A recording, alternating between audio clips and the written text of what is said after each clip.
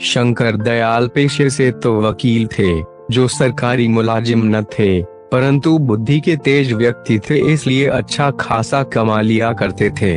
उम्र ज्यादा हो चुकी थी, इस कारण अब वकालत छोड़ दी थी और अधिकतर समय घर पर ही व्यतीत होता था। खाली वक्त में अखबार पढ़ना और जब कभी उससे भी मन की हताशा दूर ना हो तो अपने बड़े बेटे मोहन को बुरा भला कहना, यही थी शंकर दयाल की दिनचर्या। बड़ा बेटा मोहन भी उनकी बातों को दिल से नहीं लेता था, बस उनकी आदत है यही सोचकर बर्दाश्त कर लेता था। शंकर दयाल का घर पूरी तरह से सुख संपन्न था, क्योंकि दो छोटे बेटे रोहन सरकारी नौकरी पर थे, एक डॉक्टर तो एक पुलिस में था। महीने पर अच्छी खासी रकम घर पर आ जाती थी। इतना रुपया पाकर शंकर दयाल का दिल खुशी से झूम उठता था, परंतु जैसे ही उसकी नजर मोहन पर पड़ती वैसे ही उसकी हंसी गम हो जाती और वह अपने अनपढ़ बेटे को कोसने लगता था, क्योंकि वह चाहता था कि मोहन भी अपने भाइयों की तरह पढ़ लिख कर सरकारी नौकरी करे। परंतु शंकर दयाल के अथक प्रयास से भी मोहन का मन पढ़ाई में न लगा। अब तो आलम यह था कि हर रोज मोहन को गाली देना और घर का सारा काम मोहन से ही करवाना, यह सब शंकर दयाल की आदत में शुमार हो चुका था। जब कभी भी कोई व्यक्ति अपने बेटे की नौकरी लगने की खबर शंकर दयाल को सुनाता तो शंकर दयाल का गुस्सा मोहन पर दोगुना फूटता था। मोहन की अब यही दिनचर्या बन चुकी थी कि खेत से चारा काट कर लाना और मशीन से काट कर जानवरों को डालना और घर का खाना भी बनाना और शाम को शंकर दयाल के पैर दबाना। इतना करने के बावजूद भी उसे इनाम में गालियां मिलती थी, परंतु फिर भी उसके मुंह से कभी भी शंकर दयाल के खिलाफ एक शब्द नहीं निकलता। जब कभी भी वो ज्यादा उदास होता तो अपनी माँ की फोटो को गले से लगाकर बहुत रोता, जो 2 साल पहले ही गुजर चुकी थी। एक दिन शंकर दयाल कुर्सी पर बैठे अखबार पढ़ रहे थे कि तभी शंभू एक मिठाई का डब्बा लेकर वहां आया और शंकर दयाल को वह मिठाई का डब्बा दिया। यह देखकर शंकर दयाल का चेहरा तिलमिला उठा, क्योंकि शंकर दयाल बहुत ही ईर्ष्यालु व्यक्ति था। किसी और की खुशी उससे बर्दाश्त नहीं होती थी, इसलिए कोई भी व्यक्ति उसे अपनी खुशियों में शामिल नहीं करता था। शंकर दयाल ने बोए चढ़ाकर कहा, क्या बात है शंभू, आज तू बहुत मिठाई बांट रहा है, आखिर इस खुशी का कारण क्या है? क्या कोई लॉटरी लग गई है? शंभू ने प्रति उत्तर में कहा, बात यह है कि भैया, आज मेरे बेटे की पुलिस में नौकरी लग गई है। शंकर दयाल ने शंभू को अचरज भरी निगाहों से देखते हुए पूछा, क्या कह रहे हो, तुम्हारे बेटे की नौकरी लग गई है? वही बेटा जो 12वीं में लुढ़कते लुढ़कते बचा, वो आज पुलिस वाला बन गया है। अरे, हमें तो विश्वास ही नहीं होता है कि उसकी भी नौकरी लग सकती है। शंभू ने नर्म भाव से कहा, हाँ भैया, उसकी ही नौकरी लग गई है, बस सब ऊपर वाले की कृपा है। आज मेरा बेटा पुलिस वाला बन गया है, इसी खुशी में आज हम लड्डू बांट रहे हैं। तब तक मोहन भी वहां आ चुका था। शंभू ने मोहन को देखकर डब्बे में से एक लड्डू निकालकर मोहन को देते हुए कहा, बेटा, आज बड़ी खुशी की बात है, तुम्हारा दोस्त रविवार आज पुलिस वाला बन गया है। यह सुनकर मोहन खुशी से झूम उठा और खुश होकर शंभू से पूछा, क्या काका, सच में मेरा दोस्त पुलिस वाला बन गया है? तभी शंकर दयाल ने मोहन को घूर कर देखा तो मोहन झटपटा कर एक कोने में खड़ा हो गया। शंकर दयाल ने आंखें गुरेज कर मोहन की तरफ देखते हुए कहा, देख ले, एक वो है जो पुलिस में लग गया और एक तू जो भैंसे चराता है। अरे, कितनी बार तुझको समझाया कि पढ़ ले, तूने मेरी हरगिज न मानी। अरे, तू तो बस इस धरती के लिए बोझ है, इससे ज्यादा और कुछ नहीं, समझा? शंभू को यह देखकर मोहन पर तरस आ गया। उसने नरम स्वर में शंकर दयाल से कहा, अरे भैया, क्यों बुरा भला कह रहे हो मोहन को? अरे, उसका मन पढ़ाई में नहीं लगा तो नहीं लगा, इस तरह आप इसे बुरा भला क्यों कहते रहते हो? आप अगर मेरी मानो तो आप ना मोहन की शादी करा दो, घर में बहू आएगी तो आपका भी ख्याल रखेगी और मोहन का भी ख्याल रखेगी। शंकर दयाल ने मोहन की तरफ देखा और फिर शंभू से कहा, अरे, इसे अभागे को कौन ब्याहेगा अपनी बेटी? इससे शादी करने से पहले वो अपनी बेटी को जहर न दे दे।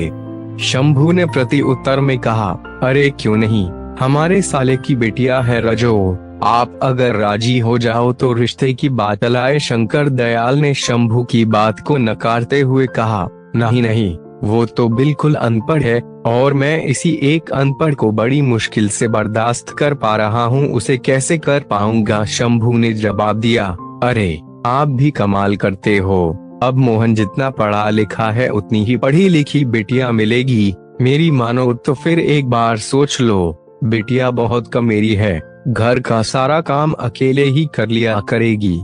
शंकर दयाल ने कहा, अरे ऐसे तो इसका ब्याह कब का हो चुका होता, अरे हम अपने घर में अनपढ़ लोगों को तो बिल्कुल भी बर्दाश्त नहीं कर पाएंगे, और तुम इसकी चिंता छोड़ो, ये तो है ही धरती का बोझ, पढ़ा पढ़ा खाता रहता, कभी कभी तो हमें लगता है काश ये हुआ ही न होता, तो मेरे दिल को बड़ी तसल्ली मिल जाती। शंभू ने शंकर दयाल को समझाते हुए कहा, ऐसे मत बोलो, लड़का सयाना हो चुका है, कहीं आपकी बातों में आकर कुछ उल्टा सीधा कर लिया तो।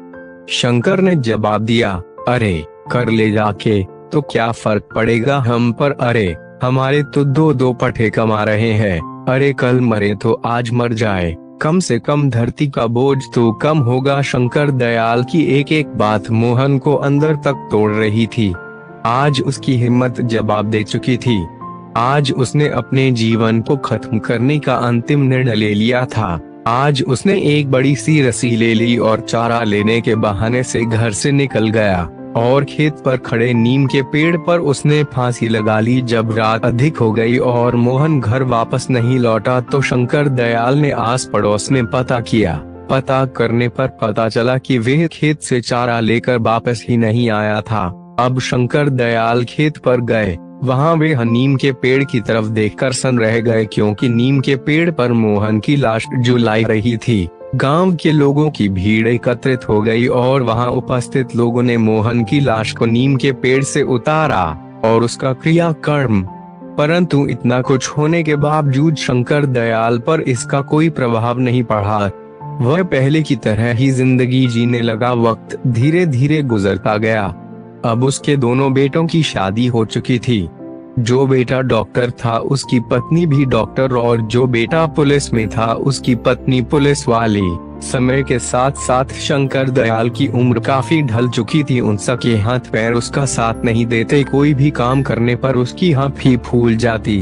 बड़े बेटे ने शहर में एक अस्पताल खोल लिया और दोनों मियां बीबी शहर में रहने लगे। कुछ दिनों बाद छोटे बेटे की भी पोस्टिंग दूसरे शहर में हो गई, तो उसने अपनी पत्नी की भी पोस्टिंग उसी शहर में करवा ली। अब दोनों ही मियां बीवी जाने की तैयारी में जुट गए। तभी शंकर दयाल वहां आकर के अपने छोटे बेटे रोहन से कहा, बेटा, बड़े बेटे और बहू तो हमें छोड़कर चले गए, अब तुम लोग भी जा रहे हो, अब हम अकेले यहाँ कैसे रहेंगे? बेटा ऐसा करो, हमें भी अपने साथ लेते चलो। रोहन ने प्रति उत्तर में कहा, बापू आप जानते तो है शहर का वास्ता है, अभी लोग खुद किराए पर रह रहे हैं और आपको कैसे रखेंगे? वैसे भी बापू हमारे पास ये इतना बड़ा घर, इसे किसके हवाले छोड़कर जाएंगे? शंकर दयाल ने निवेदन किया, बेटा इतने बड़े घर में मैं अकेला रहकर क्या करूँगा? अरे मुझसे तो कुछ किया भी नहीं जाता है, मेरी देखभाल कौन करेगा? रोहन ने शंकर दयाल को समझाते हुए कहा, बापू आप चिंता मत करो, मैं इस घर को बेचकर शहर में एक नया घर ले रहे हैं, बस वे यहाँ ये घर बेचेंगे और वहाँ नया घर खरीद लेंगे। हाँ बापू, यही 2-4 दिन में सेठ इस घर को खरीदने आएगा, आप घर के कागजात पर साइन कर देना और सेठ से 3 लाख रुपए भी ले लेना और शहर चले आना, और जब शहर पहुँच जाओ तो ये रहा मेरा नंबर, हमें कॉल कर देना, मैं तुम्हें लेने आ जाऊंगा। आप चिंता मत करो, बस 2-4 दिन की ही तो बात है। और फिर रोहन शंकर दयाल को अपने गले से लगाता है और उनके पैर छूकर वहां से चल जाता है। आज इतने बड़े घर में शंकर दयाल अकेला था। जब उसे भूख लगी तो उसने रोटी बनाने के लिए आटा गूंदा। बूढ़े हाथों में इतनी जान कहाँ थी कि जो आटा भी सही से गूंदा जाए। आज उसे अपने बड़े बेटे मोहन की याद रह कर आ रही थी। यादों का सैलाब जब ज्यादा हो गया तो उसे अपनी आंखों के सामने मोहन का अक्स नजर आने लगा। वो मोहन का आटा गूंदना और रोटी बनाना एक एक करके सभी दृश्य उसकी आंखों में तैरने लगे। उसकी बूढ़ी आंखों में आज आंसू छलक उठे और मन से सिर्फ एक ही आवाज निकल रही थी कि काश आज मेरा अनपढ़ ही होता, तो उसकी शादी होती और एक अनपढ़ बहू इस घर में आती। कम से कम वो अपने घर में तो रहती और खाना बनाती। मोहन मेरा घर का सारा काम करता और मैं पहले की तरह ही कुर्सी डालकर बैठे अखबार पढ़ता, परंतु अब सपनों को देखने से होने वाला क्या है। जो कुछ उसने किया आज वो उसके सामने था। 2-4 दिन यूं ही गुजर गए और वो दिन भी आ गया जिस दिन सेठ ने रुपए देने के लिए कहा था। सेठ ने घर के कागज पर साइन करा लिए और शंकर दयाल को 3 लाख रुपए दे दिए। रुपए मिलते ही शंकर दयाल शहर जाने की तैयारी कर ली और शंकर दयाल ने रोहन को फोन करके सब बता दिया कि वो बस स्टैंड पर उसका इंतजार करेंगे। कहे मुताबिक शंकर दयाल वहां पहुंच गए और बैठकर रोहन का इंतजार करने लगे। तभी वहां रोहन आ गया और शंकर दयाल के पास आकर कहा, बापू आप पैसे लाए हो ना, मुझे दे दो। वो जो मैंने नया घर खरीदा है उसका मालिक अभी रुपए मांग रहा है।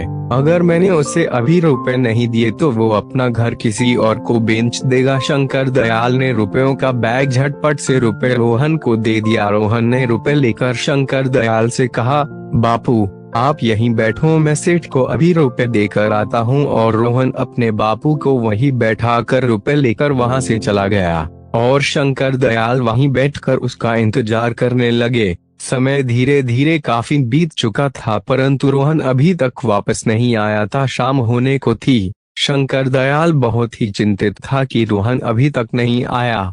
उससे रहा नहीं गया तो उसने एक राहगीर से वही फोन नंबर लगवाया जो उसे रोहन ने दिया था, परंतु फोन भी स्विच ऑफ आ रहा था। अब शंकर दयाल की चिंता और भी अधिक बढ़ चुकी थी। वो हताश बैठा ही हुआ था कि तभी उसे एक मोटरसाइकिल आते हुए दिखाई दी जिस पर रोहन बैठा हुआ था। वह दूर से ही रोहन को आवाज लगाने लगा, परंतु रोहन शंकर दयाल को पास से देखता हुआ निकल गया। आज रोहन ने उसे बहुत बड़ा धोखा दे दिया था जिसकी उम्मीद शंकर दयाल को बिल्कुल भी न थी। अब शंकर दयाल वही बैठकर रोने लगा। अब अंधेरा काफी ढल चुका था। शंकर दयाल के पास 100 रुपए थे जो उसके घर वापस आने के किराए के लिए उपयुक्त थे। शंकर दयाल बस में बैठकर घर आ गया। घर क्या गांव आ गया, क्योंकि अब घर तो सेठ का हो चुका था। अब उसके पास घर नहीं था तो रात को अकेले गांव की चौपाल पर बैठकर काफी देर तक रोता रहा। फिर अपने आंसू को पोंछकर उठा और हाथ में एक रस्सी लेकर उसी नीम के पेड़ के पास गया जहां मोहन ने आत्महत्या की थी। उसी पेड़ के नीचे बैठ के दहाड़े मारकर रोने लगा और रोते हुए कहा, बेटा मोहन आज मेरे लिए खाना बनाने वाला कोई नहीं है। आज तेरा बाप इतना बूढ़ा हो गया कि अपने हाथों से अपने लिए खाना भी नहीं बना पाता है। आज बहुत अरसे हो गए हैं तेरे हाथ का खाना खाएं। आज फिर से तेरा बाप तेरे हाथ का खाना खाना चाहता है। खिलाएगा न बेटा? आज तेरा बाप तेरे घर खाना खाने आ रहा है। तू अपने इस अभागे बाप को अपने घर में स्वीकार करेगा न? कहीं अपने भाइयों की तरह मुझे निकाल मत देना। इतना कहते कहते वह फूट फूट कर रोने लगा और अंत में उसी नीम के पेड़ पर रस्सी डालकर फांसी लगा ली है। 5-6 मिनट तक वह फड़फड़ाया और फिर एकदम शांत पड़ गया। उसकी गर्दन नीचे को लटक गई और वह अंतिम धाम को चला गया।